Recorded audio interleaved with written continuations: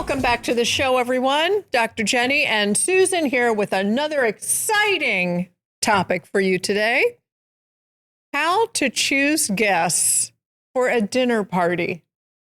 And Susan, or how to not choose guests, or which people to not have, or which people to have. Well, I think it's more about how to put together a successful dinner party, right? Isn't that? That's it. And are we talking buffet? Are we talking family style? Are we talking formal? What are we doing? Well, this is my favorite thing to do. Sorry, I got something on my eyeglasses here. My favorite thing to do is to host people in my home and cook for them. Oh, I think it's so sweet. My love language is to bring people together at a table. And my preferred number is 12.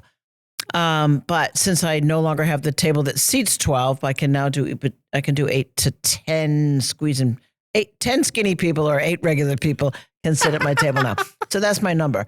So, but yeah, I feel like it's the best way to have intimate conversation with people that you love around the table, or even people that you don't know but you want to get to know better, and serve them some good food. And I think when you break bread with people, and particularly if you cook for them, it is a genuine outpouring of love and generosity. So it's my all-time favorite thing to do.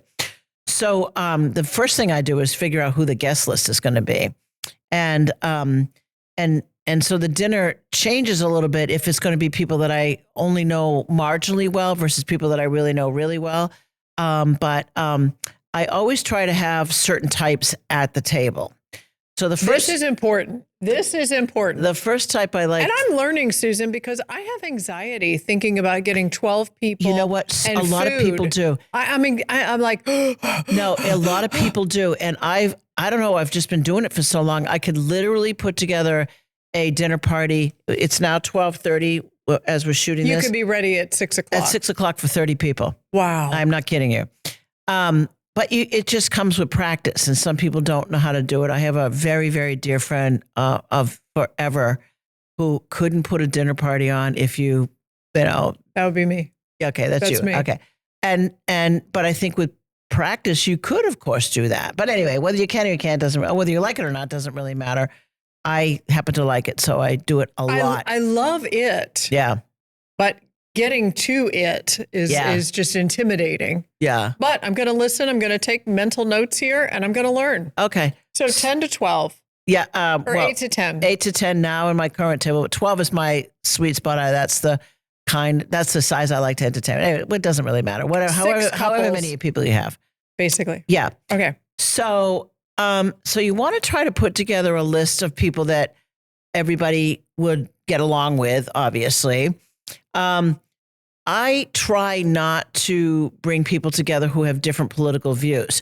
Although they're welcome to the table, I just say right from the beginning, we're not talking politics tonight. Now, do you do that when you're on the phone with them inviting? No, or do you do it when they walk in? When they walk in. And when we sit down, I just say, listen, it's just a rule of the house. We're not talking politics and we're not talking religion. It's just two things we're not going to do.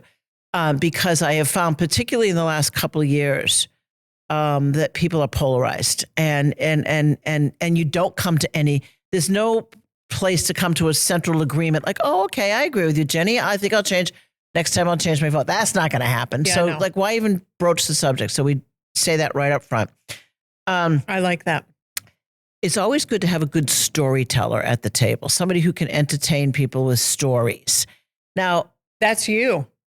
Well, it could be me, but I also like to have other people, because as the host, you're not always able to be at the table all the time because you're jumping up to cook or you're jumping up to serve or that kind of thing. So you need somebody to kind of take over by keeping the conversation moving. So wait, let me just back this up. You're doing all the cooking. Well, I sometimes bring in a caterer, but I like to cook. And I can do the cooking. Yeah. Okay. All right. Yeah. Oh my God, I need a blood pressure pill. Yeah. Okay. See, this is so interesting to me. I mean, literally, I can do it in my sleep. It's amazing. Yeah, I want to get to that point. And some people really have real anxiety around it. Yeah. I had a friend, for example, who invited 3 other women to lunch recently. And I'm telling you, she was sweating bullets. And it was, just the simplest, easiest lunch. And now, do you have matching everything? Do you have matching glasses, matching? Well, I happen to have enough for 10 people, but that doesn't matter. And people don't care that things are matching or not. Right. I just happen to have it because I've been Right. doing this for a long time, but that part doesn't matter at all. Okay. I don't think. All right. So you want to have somebody who is the storyteller, who can keep things moving, keep things entertained. I also like to mix up the ages. So I always like to have people at the table who are a little bit older. And I love it when people are at the table who are younger, because we learn a lot from that younger demographic. And here in Sarasota, I at least don't have access to that kind of younger demographic. So when I can get people at the table who are younger, I love it. Because their views on the world are different and their views on music are different. And so that's really interesting to have. But I think the most important thing of a dinner party, it relies with the host. And the host or hostess has to know something about everybody at the table. So if you're the shy one at the table, it's the host's really job to pull that person out so everybody can get to know them a little better. So I might say to you, not that you would be the shy one at the table. I'm like, wait a minute, what? So everybody knows Jenny's a dentist. But what you might not know is that she was on the swim team of the West Virginia high school, and she used to swim with Mark Spitz. So Jenny, tell us a story about you and Mark in the pool. Okay. So that might be a way that I would pull out of you, and then you tell the story that people ask you questions and so on. But it's the hostess' responsibility to make sure nobody's left out of the conversation and makes connections. So Jenny, did you know Paul also was a swimmer in high school? Oh my God, no, I didn't. Blah, blah, blah, blah, blah. I did not know this was the host's job. Oh, it's absolutely the host's job. I love this. Yeah. Keep Absolutely. going. Tell me more. Okay, well then, so I don't know what else. So anyone that's quiet and shy, the host is responsible for just getting them out of their shell. Getting them out of their shell, making them, because if people are intimidated and they don't want to like say anything, maybe they, feel stupid, or maybe, I don't know. It's the host's responsibility to make sure they shine and that you give them a chance to be in the spotlight in some nice way. And that brings them out, and then people get to know them a little bit better. That's a great idea. Yeah. So normally when I do tables of 10 or more, I do buffet style. But plated dinners are always, fine to do too. But you want to keep it simple so you're not in the kitchen the whole time. Right. One thing I would say about guests, do not, under any circumstances, bring flowers to the host unless they're already cut and in a vase. Okay. Because the last thing you want to do is go running around trying to find where are my vases and where are the scissors so I can cut the stems. Oh, wait a minute, the bell's going off on the oven. Oh, do they have appetite? Like, it's too much. So just don't do it. It's just not something she wants, the host. So when people walk in, are you serving drinks right away? Yeah. So everybody hits the bar. Yeah. First and foremost. Yeah. Mingle, mingle, mingle, mingle, mingle. And then how long do you let that go on before everybody gets seated? About 45 minutes to an hour. Okay. Wow, this is really a science. Yeah. So there's a cocktail hour, and everybody has 1 or 2 cocktails before dinner. 2. And hors d'oeuvres. So you always want to make sure there's something for people to eat whenever there's drinks involved. So, and then you might seat somebody next to each other. Jenny, you don't know Mary Jane, but you guys are from West Virginia. Did you know that? Oh my God, you're from West Virginia. So you seat them next to each other at the cocktail hour so they can get to know each other a little bit better. And then at the table, I always like to have signs that says where people should sit, placeholders. And I don't sit husbands and wives next to each other because I want to mix it up. I want people to get to know people a little bit better. My table is round, so it's much easier to know everybody at the table on a round table. A little harder when it's oblong. I know. But, or square. But anyway, so those are the kinds of things that, I like to do for. So you said for the cocktail hour, are they seating somewhere for the cocktail hour, or no, just kind of mingling? No, and seating. snacking? Yeah, because everybody's at a certain age now where they got to sit down. So are you seating at a separate area for the cocktail hour, and then dinner is seated over here? So we got 2 different zones going. So when I lived in a home, I'm now in a condo, but when I lived in a home, a lot of that would take place outside. We'd be outside for cocktails and then come into the house for dinner. Now I have a separate living area where people would sit for cocktails and then come to the dining room table for the dinner. That's a good point, because I would never think that people need to sit for the cocktail hour. But the older we get, the more likely it is that you need to do that. Yeah. What are some hostess gifts, Susan, that are very, very appreciated? Okay, so a lot of people bring bottles of wine, but some people have reached a certain place in life where they just are only drinking a certain kind of wine, and so they just don't want the Any other grocery wine. store. So don't do that unless you know what the host drinks. Okay, just don't do it. Instead, a block of blue cheese is always a good gift. A block of Parmesan cheese is always a good gift. Some nice olive oil is always a good gift.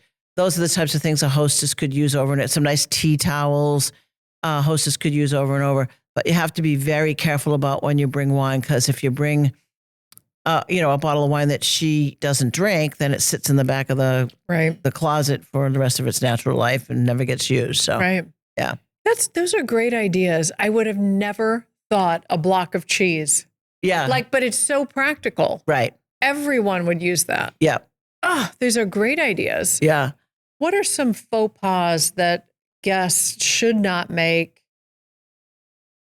at the dinner party? And I mean, number one would be don't get drunk. Yeah. Don't get sloppy. Yeah. If you're the guest. Yeah. And then other things like politics. Don't talk politics. Yeah. Don't talk politics. Don't gossip about somebody. Don't throw anybody under the bus. I mean, if it's your intimate group of friends that you know really well, and that's something you could do. Oh my God, did you hear what happened to Mary Jane? Yeah, right. Yeah. Then that's a little bit different, I think. But just don't gossip. That's not right. So it's kind of like just keep things up here. Don't get down here with your conversation, et cetera, et cetera, et cetera. Yeah. And then how long does this? So after dinner, plates are cleared, and we're doing dessert, right? Yeah. So let me talk about the plate clearing for just a second. Oh. This is my pet peeve, and I feel very strongly about this personally. Now, a lot of my friends would not feel the same way. Do not let the guests clear the plates. Their role is to stay at the table and to be fun and lively and engaging. Do not have them in the kitchen doing dishes. And I have a couple of friends who get right up and start doing the dishes, and it drives me crazy because I don't want to do dishes when I go to your house. When I go to your house, I want to have a good time. I want to be entertained. And when you come to my house, I don't want you doing it either. You know what I mean? Because I just think the guest role is to stay at the table and be funny and witty and entertaining, and not be doing dishes. Drives me crazy. Duly noted. Do not go to Susan's house and do the dishes, or don't invite me to your house and expect I'm going to do it because I'm not doing it. The reason I don't want people doing the dishes is because they don't get all the food off. Right. What's the point? Don't. Yeah. Just don't. I think people feel like they're being helpful, and I love that, and that's a very genuine, nice thing to do. But if you say to the hostess, "Can I help clear?" and she says no. She means no. Right. Don't clear. Right. Yeah. Interesting. So dishes are cleared. Yep. And now we're going into dessert. Right. All right. Obviously, you don't do ice cream sundaes. That's wrong. Oh, you do? Yeah. You do? My signature dessert, practically every single time I do a dinner party, is ice cream cones. Oh, how fun. I love an ice cream cone. Yeah. So I get these ice cream cones, the little ones from Trader Joe's. They're frozen. They stay in my freezer. I take them out, put them in a big bowl, and pass it around. Everybody has a little plate, and they take one or two ice cream cones, however many they want. And that's what we do, is we sit and munch on ice cream cones. Wait, and then you put the ice cream in it? No, they come already pre-made. No. I'm not kidding. Oh, what? Trader Joe's has pre-made ice cream cones? Not only that, but they have it in chocolate, vanilla, and strawberry. And at Christmas, they have peppermint patty. Done. In October, they have pumpkin. Can I? I'm telling you. Can I copy you? Yes, of course. That's the best dessert idea I've ever heard. Zero effort. Zero plate, effort. A napkin, whatever. Okay. Yeah. Cloth napkins? Yeah, always. Every time. Always. Ironed cloth napkins, always. I mean, unless it's for a group. Like the other day, I hosted 30 women at my house for a retirement going away party. And we use these bamboo disposable plates. I'm not a big fan of disposable anything, but in that case, it makes good sense. And these bamboo ones look really nice, and paper napkins. But where did you get the bamboo plates? Amazon. Oh, okay. Yeah. But always for dinner party, cloth napkins and a nice tablecloth. And I like tablescapes to decorate the table. Are you good at that? Well, I'm not as good as some of my friends. I have a friend, her name is Robin, and she has a beautiful assortment of tablecloths and an assortment of plates. And every time you go, it's always beautifully done. And my friend Julie does the same thing. I have my table's sort of monochromatic, so I don't do a lot of flair. So the tablecloth is always the same. The napkins are always the same color, but then I do a big, nice bouquet in the middle of the table. Yeah. That doesn't impede people's vision. I move it for when we sit down for dinner. See, I'm just thinking ahead. Yep. Just thinking ahead. Yeah. So plates are cleared. Dessert comes. Yeah. We're all having an amazing ice cream cone, which makes me want it right now. Yeah. And dessert is finished. How do you know when to wrap up this party? Well, generally the guests will wrap it up for you. It's not like I set an alarm or anything like that, or say, okay. Although a friend of mine, it out. Bing, bing, a bing, friend bing. of mine, her name is Karen, gave me these great napkins, these cocktail napkins, as kind of a joke that says, "Please leave by 9" on them. But usually by 11 o'clock or so, people are themselves getting tired and they're wanting to go. So I've never had to like throw anybody out. That's for sure. I do want to make a point about wine though. And this is just at my parties. I always serve a red and a white because some people are white drinkers and some people are red drinkers. But I think it's important that you keep an eye on the glasses and make sure you hop up and refill people's glasses if they want to without them having to ask. That I think is an important part of good hostessing too. And Susan, when you're preparing for this dinner party, say 10 people, how much wine do you have on hand? Well, it kind of depends on the guests. Like I kind of know. Like what's the max you would have for a person? 2 bottles? 3 bottles? A person? A person for okay, a well, person. No, that's a West Virginia calculation. Jesus. Like 10 people, 10 bottles of wine, 10 bottles of wine for 10 people. Yeah, right. Oh, that's it? It's a bottle of wine. A bottle per person is a general rule of thumb. And trust me, there's people out there listening to this who are going to be like, oh my God, these people are alcoholics. But that's a good rule of thumb. You generally don't need all of that. Right, But that's what I have on hand. For the next one. Yeah, right okay. Exactly, yeah. Wow. And then what else should I be asking you? What else is super important? I don't know. I mean, I think we've covered all. What do you wear to someone's home? I mean, do the guys wear a jacket? No, but it's up, rolled up? but it's not blue. It's not blue jeans either, or shorts or anything like that. Or tennis shoes. It's like sort of business casual, if you know what that concept looks like. Mm-hmm. Just respecting, you're going into someone's home and you want to look respectable. Is sort of a good rule of thumb. What do you say about the people that show up that do not have a gift? Or do not bring something? Is that a no-no in your book? For me, it's a no-no. It's a big. Well, that's because of your mother. I know. That's Diane Sue. Yeah, no. You told that story here before, and I understand it. I don't ever go anywhere without a hostess gift for that same reason. My mother knocked it into my head. But if somebody comes to my house and doesn't have one, I'm not keeping score. Right. That's fine. Whatever. I've invited you into my house. I don't expect a gift, but if you bring one, it's appreciated. Yeah. And then after all of this is wrapped, everybody's gone. Do you stay up and do the dishes or what do you do? Absolutely not. Now, this would kill some of my friends who are more OCD like and you're one of them and cannot go to bed unless the kitchen is clean. I will put the dishwasher on and get the first batch of dishes going. But am I staying up and doing 10 wine glasses and 10 cocktail glasses and 10 water glasses? Are you soaking the dishes or the pots and pans? Yeah, like soaking them? They'll soak them. I'm good to do a dishwasher load and soak the pots and pans. Okay. Well, no, but I have friends who literally have to have the kitchen sparkling at 2:00 in the morning. No. And I'm not that at all. No, I need to go to bed. Yeah. I need my sleep. Yeah, me too. I prioritize sleep over anything else. You're right. Yeah.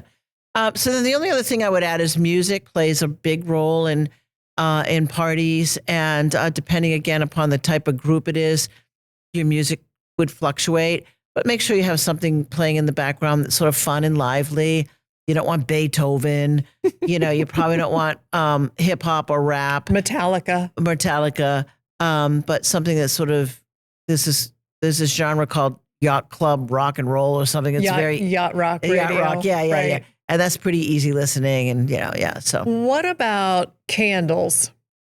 Real candles, fake candles, candles on the dinner table, candles all like. Yeah. Where are you putting candles? Scented, non-scented? Okay, so tapers, candelabras. What are we doing? So, for many years I lived in a 1935 wood frame cottage on Lido, and during those years I got away from using candles because one knocked over candle would take the whole house, and it was a tinderbox basically, and so I stopped using candles. And I never really got back to it. But I do like a table with tea candles on it. I tend to use that more other places than here. But so I guess my point is I don't really have a position except that I had to get away from it because it was a fire, could have been a fire hazard if somebody knocked something over and in old wooden houses like that. So I don't typically use candles. What is the protocol if you're running late? Well, if you're running more than 15 minutes late, every hostess gives a 15-minute grace period for somebody. If you're running more than that, you need to call or send a text and just say, oh, my God, I'm stuck in traffic. Looks like there's an accident. I might be there a little bit later. And then the hostess doesn't worry. Because if you don't, the hostess worries. Like, whatever happened to Jenny? Right. So, yeah. Or the hostess goes, oh, my God, thank God she's not coming.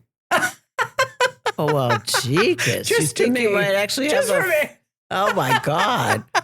Just kidding. Okay. Susan, I can't tell you. I mean, this little conversation, I don't know about everybody out there, all 10 of our listeners. I don't know if anybody's learned anything. I am so impressed. It's just a matter with of your experience and knowledge for a dinner party. Who knew? I did not know this.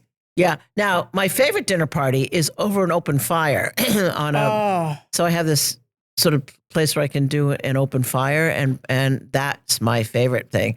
Setting up on like a beach and making a fire and cooking over an open fire, which I've learned to do a little bit. We're going to do an entire show on how to cook on an open fire, how to start an open fire. Oh, good. I'd love to keep participate it going. Yeah. We should do that maybe in a backyard. Do you have a backyard? I do. Okay, well, let's go to your backyard and do an open fire. All right, let's open fire it. Yeah. Okay. Yeah. Well, this has been a cocktail/dinner/etiquette/everything wrap on an excellent, excellent show. Thank you guys for listening. Hope you loved it.